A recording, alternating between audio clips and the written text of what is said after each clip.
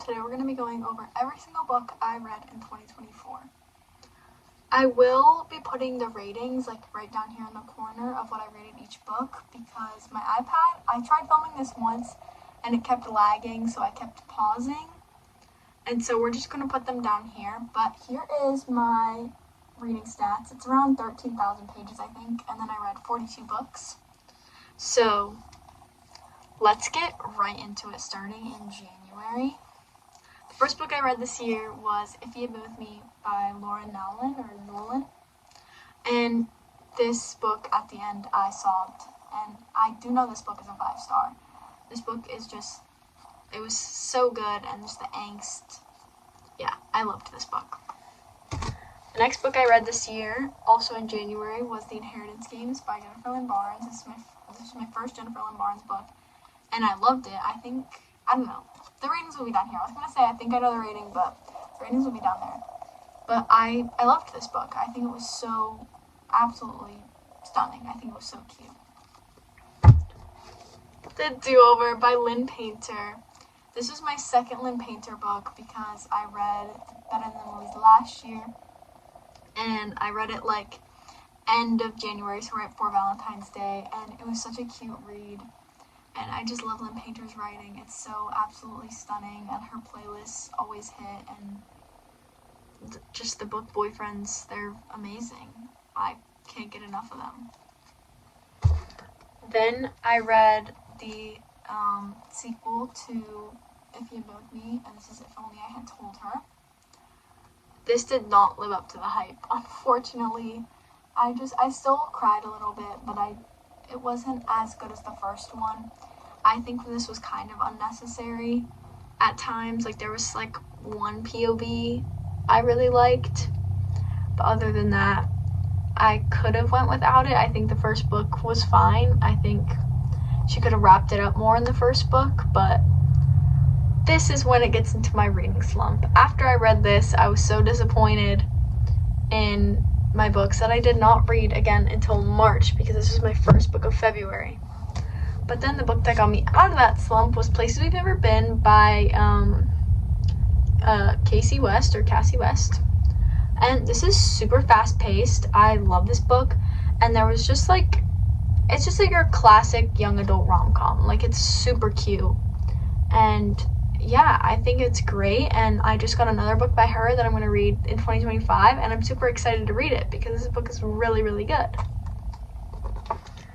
Next, we started the infamous The Shatter Me series. I love this series. This is definitely not my favorite book in the series. When I first read this, I thought it was insane and I thought it was super good. But I was like, we still need to like get into the hype. But I loved the writing style, so that was good. And then I also started another big series. I started the Selection Trilogy. Well, it's like the main 3 books. I started the main 3 books. I didn't start the like little duology after. But I thought this book was insane because there was like so much going on and like there was so much drama. Like, I felt like I was watching like kind of like a Regency of like a Gossip Girl because it was very just like the gossip was insane. And then I read The Titan's Curse, Percy Jackson and the Titan's Curse by Rick Riordan, and I love the Percy Jackson series so much. I think I've read the first 2 books at least like 3 times. And then I realized I never read the rest of them. I don't know how I did that. I just never did. And yeah, so I read this one. And then for Easter, my mom got me My Life with the Walter Boys. Because I had watched the TV show and then I found out it was a book. And I wanted to see like if it was better. I definitely liked the book better than the TV show. But like, they need to stop putting these little fake stickers on books. Like, it actually makes me so mad. Like, the Shatter Me series has it too, and so does the Selection series, and it's like, I don't know why they do that. Like, just make it a removable sticker, please. Then I read The Elite, by Kiera Cass, and this is the second book in the Selection, series, and this one I thought was insane. There was so much happening, and like some of the like quotes in here were really good. I didn't end up tabbing it, but it was pretty crazy. Definitely not my, like, all-time favorite series, but it's still high up there. Then I read The Cheat Sheet by Sarah Adams, and I love this book. I think it's so cute, and it's only, like, 300 pages. Like, it's super short, and it's just such a sweet read, and they're so cute together. And, like, if you like a sports romance that isn't, like, hockey, this is for you, because he's a football player, and she's a ballerina, and I just think it's so cute, and, like, the quotes in here are so good. And if you need a fast, like, quick read, like, this book is for you.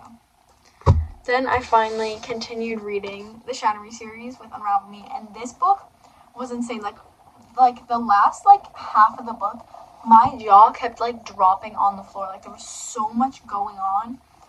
It was insane. Like, if you don't like dystopian, though, like, I wouldn't say read this, because this is very dystopian. But if you do, then please read the series. Like, this series is so good. And then I continued it with Ignite Me, which I know is a 5-star. I absolutely adore this book. I think the quotes in here are amazing. I just love Julia and Aaron so much. I think they're so cute. Then I finished the original trilogy with The One, and part of this book really cringed me out towards the end, and so it's not as high as the rest of them. But I still liked it. I still think it was good. But can we please all make a decision to get these stickers off books and to get real people off the covers? Like, it gives me the ick, and it's not the best. Then I started the infamous Caraval by Stephanie Garber, and I thought this book was really good. I'm not a third person, like, written style girly, but I think Stephanie Garber, like, the fans behind her are so incredible, and I do absolutely adore this book. Like, this book was really good. I do really like this book. Then I continued on the Inheritance Game series with the Hawthorne Legacy, and I think I read this book towards the end of May or beginning of June. And yeah, this book was also insane. Like, I remember there was a lot more romance from what I remember in this book specifically, because there was romance in the first book, but it's like, this series, do not go in it thinking you're gonna get a lot of romance. It's a very minor subplot, but, like, when you do, it's like, oh my gosh, it's so good. But I love them. And then I read both of the novellas in here because I had not got the novellas yet, and they were like, oh, well, it's fine. And then I ended up getting the novellas, so I just read both of them in one day, and I just read them super quick. I remember the first one, Destroy Me. I'm pretty sure that's the one in Adam's POV. I don't really know. Wait, is Destroy Me in? No, Destroy Me is in Aaron's POV, and then Fracture Me is in Adam's. I hated Adam's so much, like, and Aaron, I liked getting his POV, so that was nice, but Adam's, I, like, could care less. I'm like, I don't care. Then I read Restore Me, which, Restore Me is so good, and my best friend Ellie, actually, we were reading the Shadow Me series around the same time. She started it before me, and she has yet to read this one. She read Ignite Me, and then started reading this one, and it pretty much got her into a reading slump, and she doesn't know why she doesn't like it. But, like, I think it's because there's, like, not, like, chapter 1, chapter 2. There's just, like, different, like, when it starts a new, like, POV, it just says this. And then it goes into the chapter, and it doesn't say, like, what chapter it is. So maybe that's why. I'm not really sure, but I loved this book. I think it was so good. And then I read the first novella here. I read Shadow Me, which was in Kenji's POV, and I love Kenji. I think Kenji is so cute. I love him. He's just everyone's best friend. Like, he's the best side character, like, one of the best side characters I think I've ever read in a book. I just love him so much. And then I read Defy Me. I love Defy Me. This is one of my favorites in the series with Ignite Me. I think Defy Me is so good, and there's so many good quotes in here. And I just love this book and this series so much. And yeah, it's insane. Okay. And then I have the last novella in here, Reveal Me, which is also in Kendra's POV, so it was nice getting to read, and we got some of Nazira in there too, and it was so cute, and I just love them, and I hope someday we get a novella with more of them. Okay, next stack. Oh, you can see you can see the first two books. A Good Girl's Guide to Murder by the infamous Holly Jackson. I wanted to read this before the show came out because I wanted to see, like, what the differences were about it, and obviously the book is better. Like, I will say, I'm not the biggest fan of this book, but I still love it. Like, it's still a 4-ish star for me. I don't really know. Like, again, the rating is down here. But I absolutely adore this book. Like, I love Pip. I think the way her mind works is insane. Like, I don't think I could ever do something like that. And she's just a baddie. Like, we love her. Then I read the last main book in the Shatter Me series. I read Imagine Me. And I also loved this one a lot. I think there was a lot of action, and I just loved it. I think this is really good. Then I read Believe Me by Tahereh Mafi. This is the last book in the Shatter Me series. This is definitely the most romance-filled one, but if I'm being so honest, I don't really like weddings in books, which is pretty much what this is. And I just get cringed out, so I liked the romance aspect, but, like, the actual, like, wedding aspect, I did not love. I just don't like weddings in books. I don't really know why. So that is that book. And when I finished the Shatter Me series, I was so sad because this series was, like, one of the best things I read all year. Then I read Betting on You by Lynn Painter. Oh my gosh, I love Bailey and Charlie so much. I think they're absolutely adorable. I read this in, like, I think 2 or 3 days. Like, I read it super fast. Most of it, I listened to it on audiobook, so it's not tabbed, and I'm so sad because I love them so much. Like, they are absolutely everything. And also, we're going to take a little gander. When I met Lynn this year, she signed it, so this is even more my prized possession. I just absolutely adore this book, and, like, the whole concept of this book. It's so cute, and I love them, and I just love Lynn Painter's writing so much, and I just love her. Like, Lynn is everything. Then I read The Final Gambit, which this was the last book in the Inheritance Games, the original trilogy, and I remember, like, this, like, end part, like, everything went down, and then at the end, like, the epilogue and stuff was insane. Like, everything was just insane. The series is insane. I love the series. Absolutely amazing. Then I started the infamous The Cruel Prince trilogy, which also, I did not think this book was that thick, because the other two are only, like, 300 something. It's, like, 320. This one's, like, a whole, like, 50 pages more, but, like, there's so much action in here, and there's a lot of characters I hate in this series. But, like, the side plot of romance eats up. It eats hard. Like, it's so good. Then I read Summer Broken Rules. I read this around the same time as my best friend. My best friend finished it before me. I don't think I had even started it. Like, I think I had gotten through, like, the first chapter, but, like, when she finished it, because I was on vacation. But when I got back, I immediately finished it. It was really cute. I liked the whole, like, setting, like, where they were, and they were just, like, playing a game. It was really cute. And I really like her writing. I want to definitely read more of her books in 2025. Then a book I never shut up about. Powerless by Lauren Roberts. This is my top read of the year. I absolutely adore this book. Like, look how much I have it tabbed. I love it so much. Like, so many things happen in this book, and the man that Kai Azar is, like, I understand now why girls were obsessed with him, because he is everything.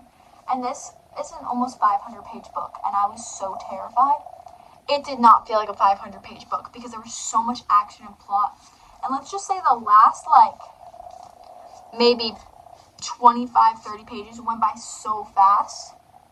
it was insane. Like, I sobbed, I was happy, I was shocked, my jaw was on the floor, like, all of the above. And, like, this got picked up to be a TV series, and I'm, like, freaking out, but, like, I'm also, like, really scared for the cast. So, like, I really hope it's good, because this book is everything, and I just love it so much. Then I read Powerful by Lauren Roberts. This book made me so sad. Like, I sobbed, and I read it, I finished it before school, and I was sobbing, and I had to, like, rewash my face so my face would stop being red, because I was, like, crying so much at the ending, because it's basically the same thing that happened in this book, just in a different POV, so it was so sad. Then I read Legendary by, Stephanie Garber. I don't know why I could not think of her name. This took me like 2 months to read. This was over like a 2-month period. I would just read a few chapters and then continue. I don't know why. I think I liked this one just based off the story more than Caraval. I don't know why it took me so long, partly because it's really long. Like, this book is like 450 pages. I still think it was good. I just, like, I don't know. It's just like, I think I would rate them the same, but like this one's just a tiny bit higher, if that makes sense. Then I read Happy Place by Emily Henry. I love this book. When I first read it, I was like, okay, 4 stars, but now thinking about it, I think it is a 5-star.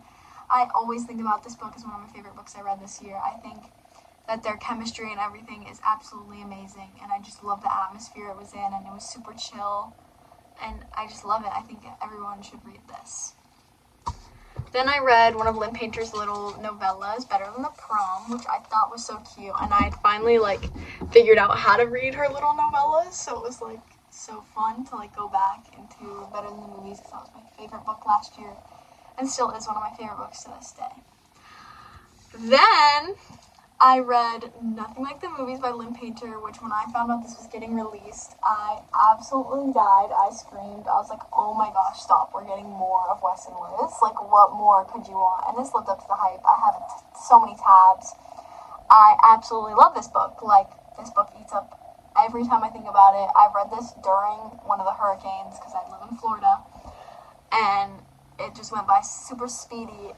It went by so fast. I listened to it partly on audiobook too because I wanted to hear the audiobook narrators. And yeah, it's absolutely amazing. I just love Lynn Painter and everything she does. And it's just so amazing. And I love her. And when I met her, okay, I've already filmed this once. I got cut off. But yeah, Nothing Like the Movies, one of my top reads of the year. Then I read Reckless by Lauren Roberts. I love this book. The cliffhanger at the end is insane, but I love it so much. I think her writing is amazing, and I don't know how I'm gonna wait till April for Fearless to come out. Then I read The Brothers Hawthorne. This book went really slow for me. It took me like 2.5 months to finish. I mean, it was good. I think it was mostly my fault, but it just didn't vibe with me. Then I read The Wicked King by Holly Black. I'm really excited to read The Queen of Nothing at the beginning of next year. I understand the hype of the romance more in this book. It's really good. I love them, but the end of this book also was like insane. So gonna read The Queen of Nothing probably more towards the beginning of next year. And then the most recent book I read, which I actually finished last night, I finished at like 12 a.m., The Grandest Game. This also left on a cliffhanger, and the next book does not come out till July. I don't know how I'm gonna wait. This book is insane. Like, the ending is absolutely insane. Okay, hi, this is Editing Chloe here, and I wanted to show the novellas that I also read by Lynn Painter this year. I filmed the part where it lagged out and clipped the video a few times, and so I took the sticky notes that I had holding their place in the books. I took them out, so I forgot to add them in here, but I wanted to tell you that I rated Better Than Before 4 stars, Nothing Better Than You 5 stars, and then the December 15th novella also 5 stars. I just love Lynn Painter. I think she's amazing at what she does, and I'm so excited to see what we have coming from her in 2025.